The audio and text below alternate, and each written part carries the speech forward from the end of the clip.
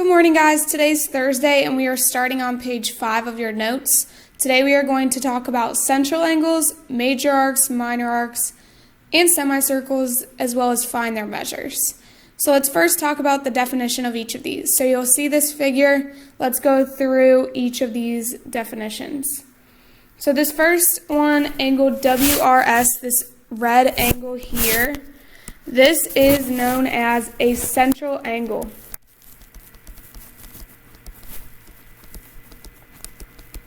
What do we know about a central angle? It's equal in measure to the arc that it intercepts. So for example, this angle measure would be equal to the measure of arc WS since it cuts off arc WS. As well as the center is the vertex of the angle. Next, we have arc WS, and since it's named with 2 letters, this is called a minor arc. A minor arc is an arc that measures between 0 and 180.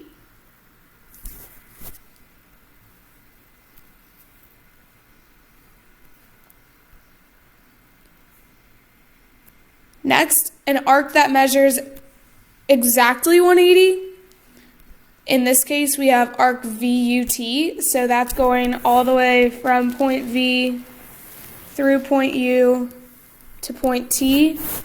This, as you might know, is called a semicircle. It's half of a circle. Next, we have angle VUT. The property of this is that it's half the measure of the intercepted arc, and the vertex is on the circle. When you have the vertex on the circle, this is called an inscribed angle.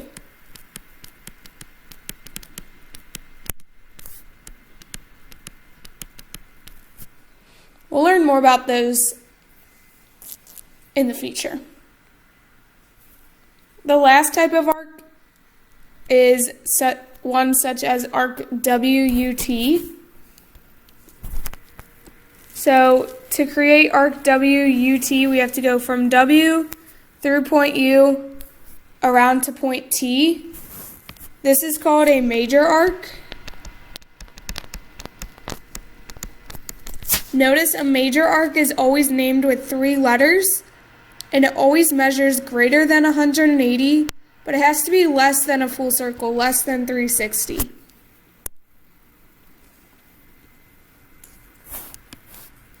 Okay, some vocabulary. We have congruent arcs.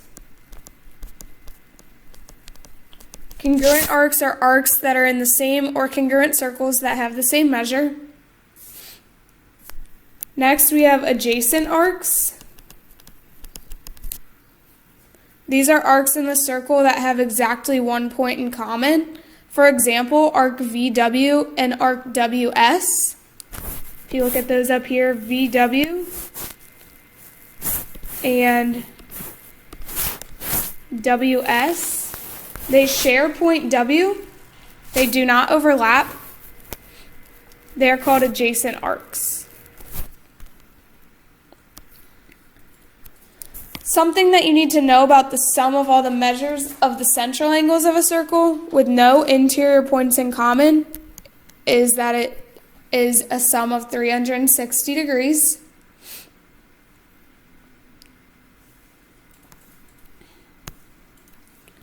A couple of theorems. If you're in the same circle or in congruent circles, 2 minor arcs are congruent if and only if their central angles are congruent. So for example,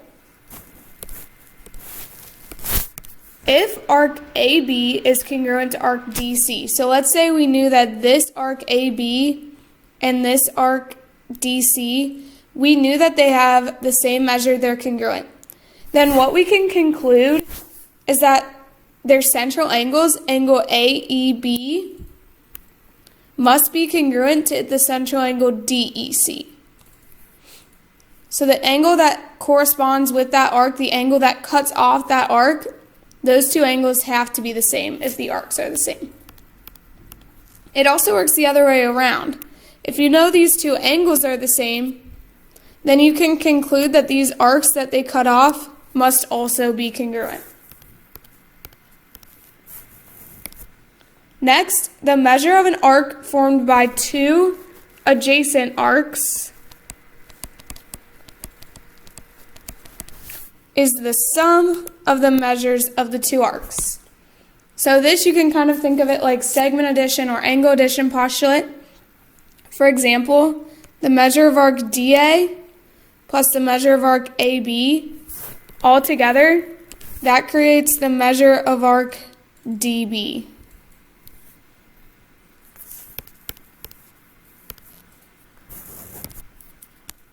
Let's do an example of this in the real world. So first we want to find the measure of arc CD. So that's this arc here for volleyball. So if we're trying to find the measure of arc CD, remember the measure of the arc corresponds to the central angle measure. If we can find the measure of angle DSC, we'll know the measure of our arc.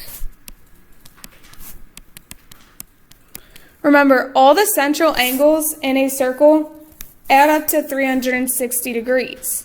If this is 18% of the entire circle, remember, 18% as a decimal would be 0.18. Of means times. So we have 18% of, and remember the full circle is 360 degrees. So we're taking 18% of 360 degrees to figure out our arc measure. Our arc measure would then be 64.8. So the measure of arc CD is 64.8. Next, to find the measure of arc BC, I see that it has the same percentage of the circle. Therefore, the measure of arc BC must be equal to the measure of arc CD since they're congruent.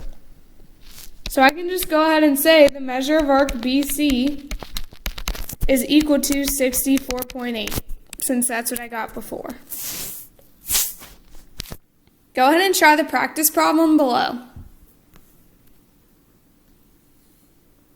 Here are the answers. They're very similar to the practice example we just did. Here are your homework problems for tonight. You have a few book problems on page 710, and your daily reflection question is to give one time that would form a semicircle with the hands of an analog clock.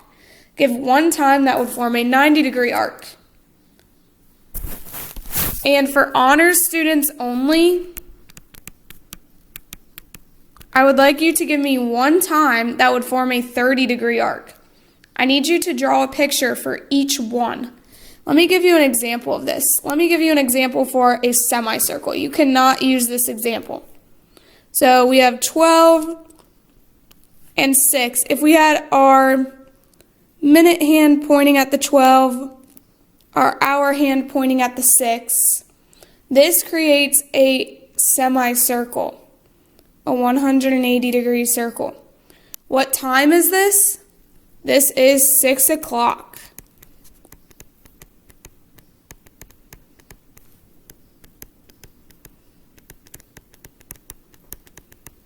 All right, so you cannot use this example. You need to come up with your own.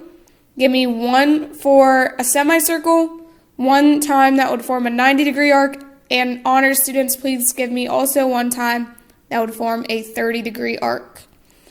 Don't forget to draw a picture for each, and please come up with your own examples. Thanks, guys. Have a great day.